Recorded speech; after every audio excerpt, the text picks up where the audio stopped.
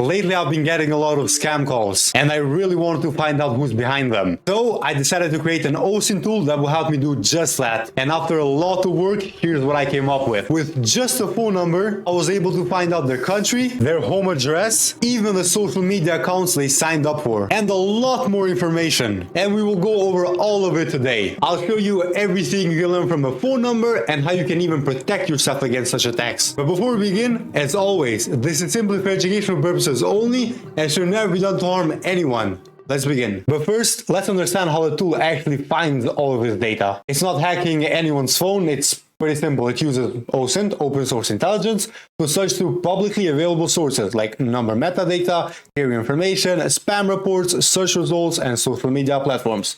And I know it doesn't sound that crazy yet, but wait until you see how much information it can actually find. And of course, I've uploaded the tool to GitHub, github.com/1mytank/Numint. I've also linked it down below. It's open source. You can go ahead and read the code, change it, contribute to the project, but make sure to install a repo. I'll be adding a bunch more features in the future. All right, let me stop yapping and let's begin with the installation guide. And here in the guide, in the install guide, we first need to clone the repository, of course, and we can either just copy this or go to the big green code button and copy the web URL, and then we open our terminal and type git clone and then paste in the web URL. After it's done cloning, we need to go inside the folder, cd, change directory, numint, and before we run anything, of course, now we need to install the dependency so the tool can run smoothly. Before we do that, we need to set up a Python virtual environment and load it. The way we do that is pretty simple. We just type python-m virtual environment, vn, and we name it vn.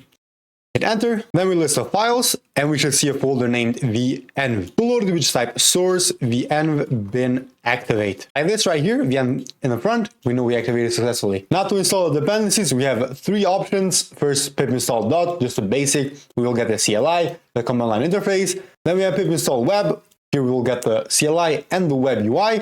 Then pip install all, we'll install everything. The CLI, the web, the PDF exports, and the Discord bot. For now, I'm just gonna need just a CLI, nothing too crazy. Let me just clear this up first and paste it in. After it's done installing, we can clear this up.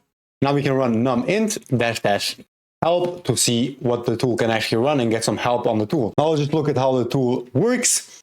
Numint, phone number, OSINT, and intelligence. To run numint is super simple. We just type numint and then the number to scan a number directly. Something like this. Or use one of the commands below. We can add a lookup or Dorking to open sites, lookup sites or Dorking searches, presence to find accounts, or web to launch the browser UI. I'm going to go through all of it together with you, but first, let's just run it simply to see how it works. We type numint, and then we paste in a number. I took this number from Hex5 OSINT video because I was too lazy to go look for one myself. So shout out to them. Then I'm going to type --offline because we don't have any API key set yet. We don't have anything set up. And we don't want to see a bunch of red text, a bunch of errors that will make it way too messy to look at. Let's just run this. After it's done here, we can see we got a bunch of information. At the top, intelligence profile, the most important. Number, the nationality, the country, United States, type, fixed or mobile, validity, valid, carrier, unknown. It doesn't have that information. When we scroll most down, right here we see location, time zone. This is a bit more interesting. Location, Pennsylvania. It looked at the number. It saw 717, and it knows that it's Pennsylvania. But we don't have that much information. Let's just run without offline to see what we can set up. Let's see the error codes and see what we can set up. And here we got pretty much the same information because we didn't set up anything else. The intelligence profile, the same thing. When we scroll down, we got a bunch of Dorking links, which I'm not going to go through right now. When we scroll more down, this is a bit more interesting. Provider status. Provider, abstract API, IPQS, num-lookup API, num-verify, FILO, verify phone, and offline. Except offline, it ran offline, and others, it didn't run because we don't have API key set up for them, which we can do right now. But first, we need to copy over the .env.example to .env. Then we open the .env file, environment file, and here we have all the environment variables from num-verify API key all the way to Discord webhook, Discord bot token. You can set up this with your Discord, so you can run commands straight from Discord. You don't have to open the tool at all. AI providers, AI model, OpenAI key, Anthropic and Gemini, and behavior tuning. This is optional, you don't have to change anything here. But starting from the top, here we see num-verify API layer, free 100 requests a month. We can go ahead and open the link to see it ourselves. And here it is, free plan, 100 API requests a month. Same for the other one, very phone. Let's just open it. And I'm pretty sure it was down here where it says, is there a free phone number lookup? Yes, every account starts with 1,000 free credits each month. 1,000 requests you can do through the API. And so on for every data provider, API provider. You just need to sign up, make an account, and in the dashboard, you will have your API key right there. So copy it, paste it in here, and you're good. And of course, accept the AI summary. Right here, the OpenAI API and the Anthropic API, as we all know, are not free, except Gemini API. You can go at ai.gemini.dev, I'm pretty sure, sign up, make an account, and you can get your Gemini API right there, paste it in here, choose the AI model, Gemini 1.5 Flash, and then type right here, API provider, Gemini, because the AI summary is pretty useful. And this is the last one. I went ahead and got every API key. Let me just paste this in. And don't try to use this API key when this video will be released. These will all be deleted or reset.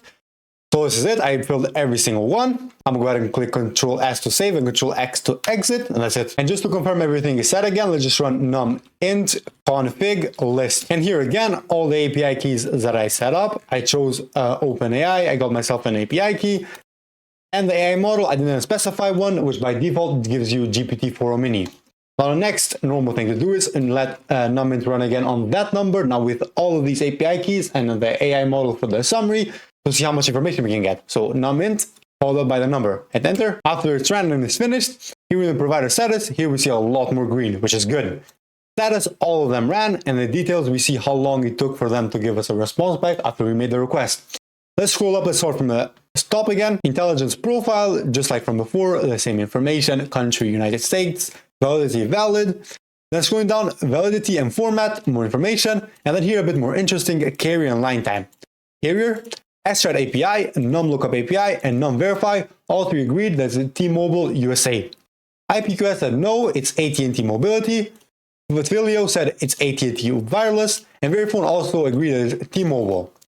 Line type, mobile, all of them agreed that it's mobile. Location and time zone, we got more information. Extract API, IPQS, num-lookup API, num-verify, Verifone, and offline, all of them agreed, and that is Pennsylvania from Lancaster. Risk reputation, Extract API gave it a fraud score of 10 out of 100. It's good. IPQS said it's not spam. Extract API also said it's not disposable. It's not voice over internet protocol, and there's no recent abuse. And also it said that it's currently active. It's in use right now. Then we have the AI analysis from GPT-4o mini. Summary, the phone number that I gave is valid and active. Located in Lancaster, Pennsylvania, it is associated with multiple carriers, primarily T-Mobile USA and AT&T, indicating possible number porting. The number is classified as mobile and shown a low risk for fraud and spam that we just saw. The conflict, like we saw before, the carrier information shows T-Mobile as primary carrier from multiple sources, but AT&T is also listed from other sources that we saw. The risk read, the number has a low fraud score of 10 that we just saw. It's not marked as spam, disposable, or voice over internet protocol. The AI also gives us next steps that we can do. Investigate the number's history or ownership through additional sources or databases, as the conflicting carrier information may provide insights into its usage. And yeah, what you just saw, it's all the information we can get from these API providers. Pretty cool, but nothing crazy, nothing exceptional, nothing that would amaze us. But there's another way that we can get a tiny bit more information, and that's lookup sites. And thankfully, that's integrated right into the tool. After we type numint and then our number, we can add -- lookup. Let's just go ahead and do that. Numint, we give in the number, and then -- lookup. This will pull up the top 5 lookup sites. You can do -all. This will pull up 20 sites. I'm doing the top 5 sites because I don't want to blow up my browser. Let's go ahead and press enter. After it's finished, here it gave us 5 links, and it also opened 5 tabs, 5 websites for this number. And before I show you these sites, please remember, this is an educational demonstration from publicly available sources. The purpose is to show my tool's capabilities, not to identify or target an individual. Thank you. Starting with the first one, that's them.com. Here we have the number that it got searched, and here we have some results. The person's name is Paul S. Rauch. He's a male. He lives in Ephrata, Pennsylvania. He's born in September 1972, 53 years old. Pretty old, I would say. 4 numbers he has, just one phone number, this phone number that we have. Current address, here's the current address. I will be blurring this. Proof is nothing if I show it, but here it is. Some home facts from his address. The year it was built in 1968. The estimated value is between $450,000 and $500,000.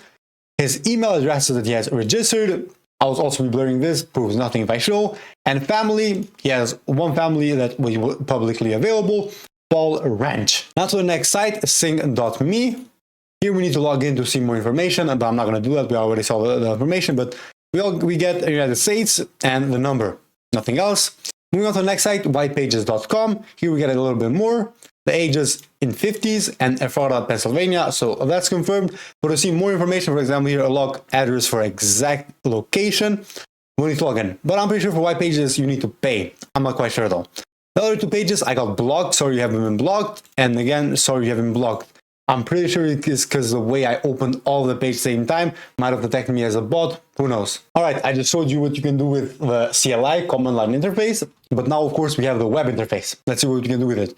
First, we need to install it. We have installed web. Let's just copy that and paste it into our terminal. After it's finished installing, just clear up the terminal so it's nice and clear. And then let's run numint --help to see how we run the web interface. Numint options is optional, and then command. What command do we need? In the commands here we see web to launch the web UI plus API. Let's do that. Numint web. And here it is, the web UI. It looks pretty clean and nice, easy to understand. First we gave it a phone number. Let me just paste it in. And then instead of letting AI just ramble about anything, we can ask it an actual question. For example, let me ask it, where is the phone number from? In WebUI, we also have find accounts. It goes through social media accounts. It checks if the number is registered. And if it can, it presses on forget password and tries to pull out an email. Let's just check that in. Send to Discord. You can also send the results to Discord through a webhook, which I'll be showing you in a bit how to do. You can skip cache and just have a fresh search. Or if you don't want to use your tokens, your AI tokens, you can just cross no AI. Let's just scan this. After it's finished scanning, here we have it. The UI is pretty nice and easy to understand, rather than the CLI where everything is packed. It checked accounts on this phone number. It found that it's on Instagram. It is on Instagram. Microsoft Twitter, unknown. I'm pretty sure this means it's not registered. Snapchat, we got rate limited on Snapchat because we sent a request. And Amazon, not found, not registered on Amazon. Otherwise, pretty similar to the CLI. Fraud score 10 out of 100. The phone number is from Lancaster, Pennsylvania, United States. We got an answer from GPT-4o Mini. The confidence is valid. And then again, here, open sites. From the lookup sites, instead of 5 we just got, here it shows 22. Instead of the 5 we saw, 22. Let's open to 800 notes, for example. Here we have it again, country USA, 717 area code, Pennsylvania, Lancaster, and here there are no comments yet about this number. I'm not going to go through all 22 because then it's going to take a long time, but if you're trying this yourself, go ahead. You're going to see a lot more information. Going down, here we have advanced details, more details. Same from the CLI, these ones, location, Lancaster, Pennsylvania again. Here we have search links, open manually, first search engines, again, Google Dorking links. With this one, messaging presence. Here we can check if the guy has a WhatsApp. I'm not going to do that because it might show his face or something. You can check that out, Telegram, Viber, and Skype. Provider status, again, abstract API, the same ones we saw from CLI. Here, this one we can actually export it. We can copy as JSON or download as JSON, which I'm going to do right now. Let's see how it looks. Here, clean, nice format. Next up, let's send it to a Discord, to a webhook. If you're doing an investigation with your friends on a phone number, on someone, and you want it to be saved somewhere where you can both see it, Discord is a pretty good place. Everyone uses Discord. First, head on over to Discord, to the plus button, add a server, create my own for me and my friends, and I'm going to just name it Numint. Create. And also, while on Discord, click the link in the description, join the Who Am I Discord, join my Discord. Here you can learn hacking, chat to other people in the field. We have CTF challenges, a lot of stuff. Inside the new server you just created, go to general or create another chat, whatever you need. Add a channel, go to integrations, create a webhook right here, and then copy webhook URL. Back to our terminal, we need to add our webhook to our env file. So gedit, I'm going to add it with gedit, not with env because it's easier. And then in line 23 in the Discord webhook URL variable, just paste it in what you copied. Save it and exit. Now heading on back to Discord, here we got a message from a Spidey bot.